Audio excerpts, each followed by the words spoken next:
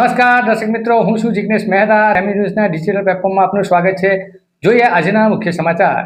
બારડોલી નાગરિક સહકારી બેંકની 52મી વાર્ષિક સાધારણ સભા બારડોલીના સિનિયર સિટીઝન હોલ ખાતે યોજાઈ હતી. પ્રમુખ જયેશભાઈ સોલંકીની અધ્યક્ષતામાં યોજાયેલી સભામાં બેંકના સભાસદો, બોર્ડ ઓફ ડિરેક્ટર્સ તેમજ સહકારી ક્ષેત્રના આગેવાનો ઉપસ્થિત રહ્યા હતા.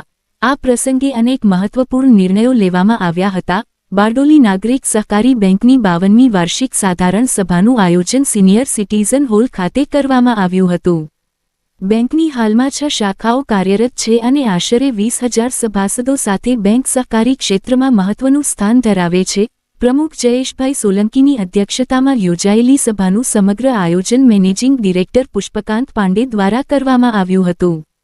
કાર્યક્રમમાં સ્કોબાના ચેરમેન ગૌતમ વ્યાસ, ચેતન પટેલ, પ્રવીણ ભલાળા, બારડોલી નગરપાલિકા પ્રમુખ નીલમ વ્યાસ સહિત નાગરિક બેંકના બોર્ડ ઓફ ડિરેક્ટર્સ, અન્ય સહકારી ક્રેડિટ સોસાયટીઓના ચેરમેન તેમજ મોટી સંખ્યામાં સભાસદો ઉપસ્થિત રહ્યા હતા. સભા દરમિયાન બેંકના ભૂતપૂર્વ ચેરમેન અને ડિરેક્ટરોનું સન્માન કરવામાં આવ્યું હતું. નાગરિક બેંક સાથે વર્ષોથી ચેરમેન, ડિરેક્ટર અને સલાહકાર તરીકે સેવા આપનાર ગૌતમભાઈ વ્યાસનું મોમેન્ટો આપી વિશેષ સન્માન કરાયું હતું. બેંકના સભાસદનું અકસ્માતમાં મૃત્યુ થતાં તેમના પરિવારને ચેકનું વિતરણ કરવામાં આવ્યું હતું. સાથે જ બેંકના કર્મચારીઓ માટે મહત્વપૂર્ણ જોગવાઈ કરવામાં આવી છે. કર્મચારીનું કોઈપણ કારણસર અવસાન થાય તો તેમના પરિવારને 25 લાખ રૂપિયા સુધીની સહાય આપવાની જોગવાઈ કરવામાં આવી છે. આ ઉપરાંત છેલ્લા 10 વર્ષથી બેંકમાં સેવા આપી રહેલી 2 મહિલા ડિરેક્ટરોનું પણ સન્માન કરવામાં આવ્યું હતું. 52મી વાર્ષિક સાધારણ સભામાં રજૂ કરાયેલા તમામ એજન્ડાને સભાસદોએ સર્વાનુમતે મંજૂરી આપી હતી. આમ, બેંકના વહીવટ, સભાસદોના હિત અને કર્મચારી કલ્યાણને ધ્યાનમાં રાખીને વિવિધ મહત્વપૂર્ણ નિર્ણયો સાથે વાર્ષિક સાધારણ સભા સંપન્ન થઈ હતી.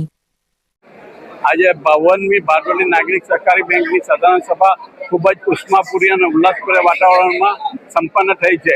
આ સભા દરમિયાન આજરોજ ડૉક્ટર ગૌતમભાઈ વ્યાસ સાહેબ, જે ભૂતપૂર્વ ચેરમેન નાગરિક બેંકના છે, એમનું ખૂબ જ માનભેર સન્માન કરવામાં આવ્યું છે.